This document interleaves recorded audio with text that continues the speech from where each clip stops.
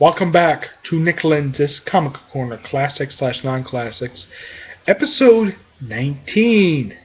Next episode's episode 20. So, in this episode of the Comic Corner Classics/Non-Classics, I review Spider-Man 24/7, the Spider-Man team-up story with the Fantastic Four.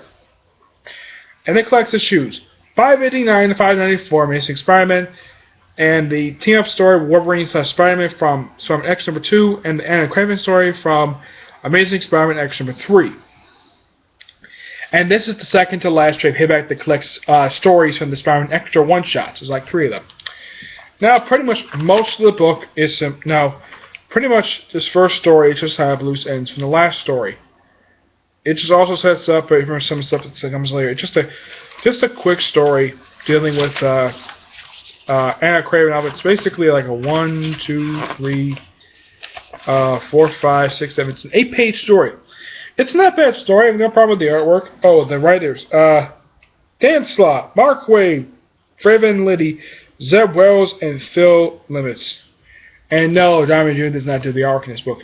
The first regular story in here, which is from 589, deals with the return of the Spot, and also his debut, a guy called Dimitri, who also apparently is second chameleon. I'm not really believing that. Yeah, the Spot returns for this one-issue story. The Spot, in my opinion, is possibly one of the worst Spider-Man villains ever created. Yeah, it talks basically what happens in Spider-Man team number 11. Superman team up Modoc's 11 number 3.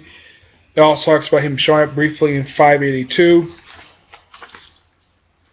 This is just a one and done. This is actually a one and done story. And of course, Spot later returns pages of Daredevil as a recurring villain. Then it's a team up story with Wolverine, which celebrates his birthday at a bar. The artwork is okay for this story. Yeah. Let's see. Talks about the X in a bit. It's a Zeb Wells story. The next is the story that I do like.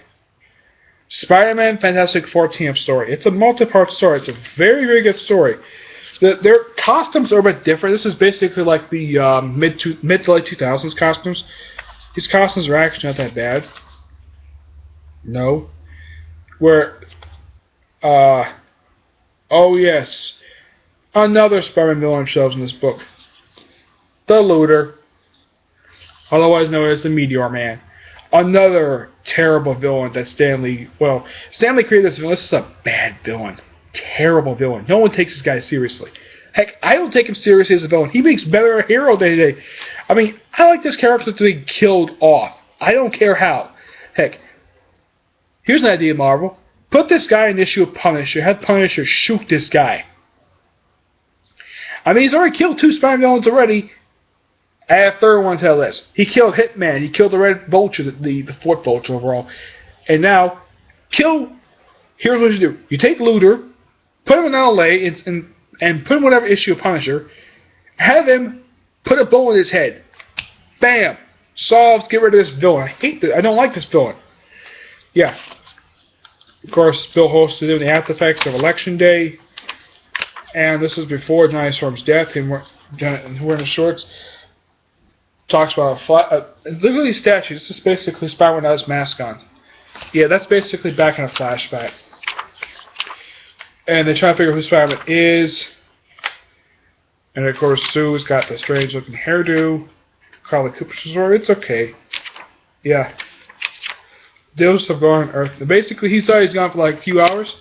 He was gone for 2 months. Of course, also kind of revealed that I think this is Shaw Shane trading him. Yeah, Shaw Shane, who's his wife. Daniel Bennett, a character I do not like, but thanks to Gauntlet, gets rid of him. And actually, he's the most hated character introduced because of One More Day of Brand New Day. Not Carly Cooper, in my opinion, it's Daniel Bennett because nobody liked this guy. He ruined Daily Bugle. Yeah, Jay and May start dating. And eventually, at the end, Peter Parker and Spider-Man takes up the mask. And there was some kind of spell the Doctor Strange cast. Everybody forgets his identity except Mary Jane Watson. But he takes up his mask. Everybody remembers who he is. And then Suzu kisses him on the cheek. And here's something quiet. This is something should I know. There was an issue. This was collecting Spider-Man Classic. This was Untold Tales of Spider-Man. Spider-Man took Sue Richards on a date because the reason why he did it so he could take off the Human Torch, and also Reed was neglecting her, so he took her out to dinner, wearing a whip, bow tie, and everything. Despite the fact Spider-Man had no interest in Sue Storm because she's married and she's a mother, but the reason why he did it just so he could get back to Human Torch, and she basically didn't really know that, but she's kind of happy the fact someone took her out to dinner besides her husband. Yeah. And then this happens. James becomes mayor. Off panel. And this is still going on in the Spider-Man comics. He's still the frickin' mayor. Yeah. Of course, he decides to hang out a bit. This is not dealing with the whole thing. Yeah. And Betty Brant's working for him now. Meets up with his father. And he's happy. He's mad to see Spider-Man back. He says, yeah, talk about Spider-Man disappearing. He says, you're up in Avengers, Captain America, and all of a sudden they're arguing. And all of a sudden you hear a crunch. Oh, it's Spider-Man! He's back! Yeah. Yeah, he saved his life. Talk what happened back in the early part of election. I think it was Death and Dating. They try to arrest him. They blow out the windows for some stupid reason. Yeah, and then Spider-Man's making headlines again. And then it's all introduction to the Red Vulture. Now, he makes a small cameo in here. Let's see if I can find a good picture of him. Yeah. And then at the end of this particular story, he finds out something unexpected. He comes home, basically home, and finds out, and this is something I don't like showing, but okay, it's Jay and May in bed. I'm showing it once. I'm not showing it again. When I saw it, I'm like, no thank you. Heck, when I saw the second time, I didn't like seeing it again. Lucky enough, it's only shown once. It's never talked about in flashbacks, as far as I know. Yeah, May is still upset. Of course, he didn't see her butt naked. Thank you, God, did she not do that? They tend to do that. I'm not showing this picture. It's basically Peter Parker taking a shot. I'm not showing that. No. Yeah, they talk for a bit. He sort of fully introduced himself as meets him for the first time as Peter Parker, not as Spider-Man. He does know him. Yeah. This guy's Mugger. Spider-Man tries to arrest him.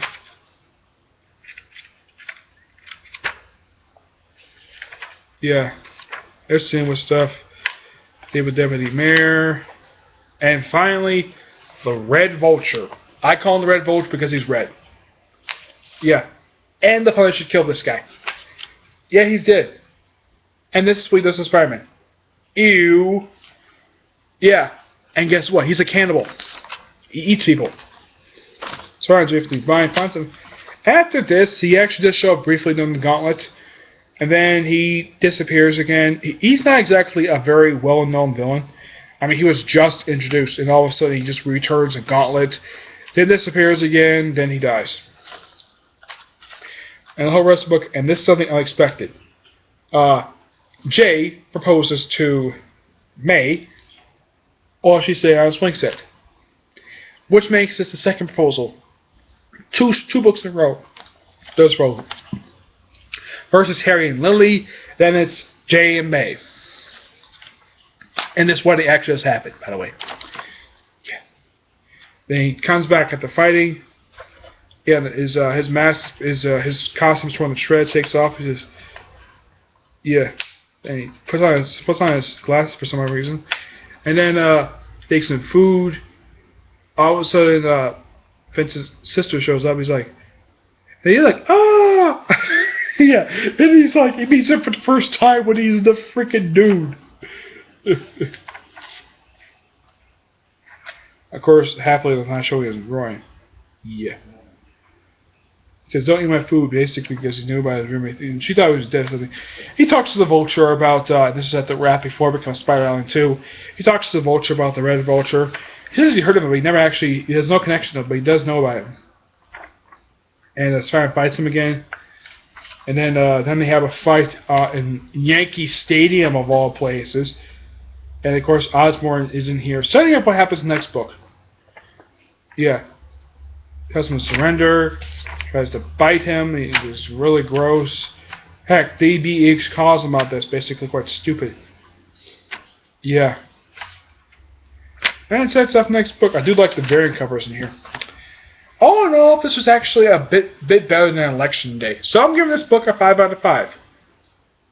Okay? Enough said for this book. Now, last book for today.